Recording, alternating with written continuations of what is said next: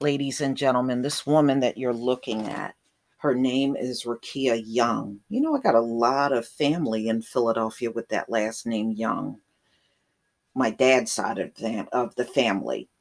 So this came out on NPR October 30th, 2020. Now, she was dragged from her SUV, beaten by Philly cops with her toddler in the backseat, and she filed a lawsuit. So I sure hope she gets a good outcome from that. What a terrible thing to happen. But anybody that's in the city of Philadelphia, Philadelphia cops are some of the most rottenest police officers on they are rotten to the core. Nasty, evil police officers. And it doesn't matter if you encounter a black cop or a white cop. They are nasty, nasty cops. So, ladies and gentlemen, you know about the protest in regards to Walter Wallace Jr., the shooting.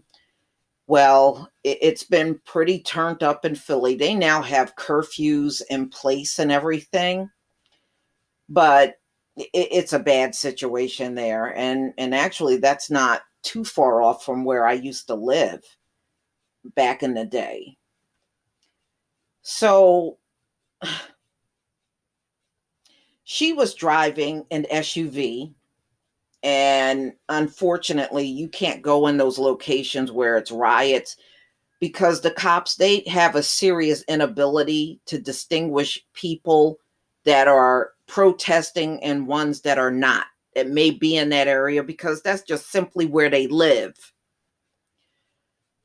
So anyway, she was trying to drive through the protest. The officer shouted for the driver to get out of the car before at least two bashed in the windows with their batons. With the windows destroyed, officer apparently forcibly removed Rickia Young, who was driving at the time, and her 16-year-old nephew. The two were surrounded by officers who appeared to wail on the two bodies on the ground. Moments later, another officer grabs the child out of the back seat. Now, she had her 2-year-old son in her SUV too. On Thursday, lawyers representing Young and her 2-year-old son, who is hearing impaired. Did you hear me? She's hearing impaired. And see, that's another big thing in this country. If you have mental illness or you have some kind of disability, these cops, they just don't understand. I did a story back when I had my very first channel on YouTube. There was a man, a black man, that was having a stroke behind the wheel of his car. And officers came and dragged him out of the vehicle, tased him. He was right in the middle of having a damn stroke. They don't have because of their racism, they have no ability to look at us and realize something is wrong. So a hearing impaired person that is scared and don't understand what's going on, and they're being dragged out of a car, they're confused, they don't, I mean, forget it. Wow.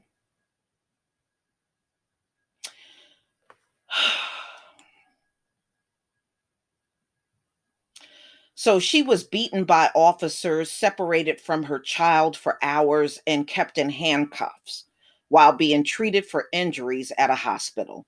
Civil rights attorney Kevin Mincy and Riley H. Ross III said the 28-year-old woman, who is a home health aide, is filing a civil rights suit against the police department. The Philadelphia Inquirer reports Mincy said Young had a bloody nose, swollen trachea, blood in her urine, and swelling and pain on her left side, while her child was treated at Children's Hospital of Pennsylvania for a large welt on his head. A 2-year-old had a large welt on their head because of these stupid ass cops. The police commissioner, Danielle Outlaw, said the incident is under investigation by police internal affairs. Don't hold your breath on them doing anything to them cops. Don't hold your breath. In a video interview on Friday, Outlaw said one of the officers, the one that we're seeing using the strikes against the car, has been put on restricted duty pending the outcome of the investigation. Trust me, they're not going to do nothing to his ass. She did not name the officer. The interview with the Inquirer, Young's attorney explained that she had set out for the part of West Philly, an effort to get her son to fall asleep in the car. She decided to drive to a pickup to pick up her 16-year-old nephew who lives in the neighborhood. But on her way home, she ran into a police barricade. Young tried to make a 3-point turn to head in the opposite direction, but that's when police officers attacked the vehicle, Mincy said. He said that Young asked where the police were taking her child. They refused to tell her, saying he's going to go to a better place. Well, who the hell are you to tell somebody something like that? What's a better place than with his mother? Get the hell out of here with that crap. We're going to report it to the Department of Human Services. Report what? She was just simply driving around and came across a police barricade. Report her for what? Take the child to Human Services for that? Well, these people, they're just no good. Nothing is going to be right as long as they're in charge. Young was initially transported to police headquarters, but then transferred to Jefferson University Hospital. I used to work for them for medical treatment, where she remained handcuffed. Mincy recounted. Young was then taken back to police headquarters, and although she spent the night in a holding cell, was released without being charged. Yeah, because you didn't have nothing. You didn't have nothing on her. Meanwhile, her son was taken about 4 miles away from the scene, where his grandmother found him sitting in the car seat in a police cruiser with 2 officers, the Inquirer reported. Mincy said the child's car seat was still covered in shattered glass from the SUV's broken window, and he had a lump on his head. They did that to a 2-year-old. Oh, boy.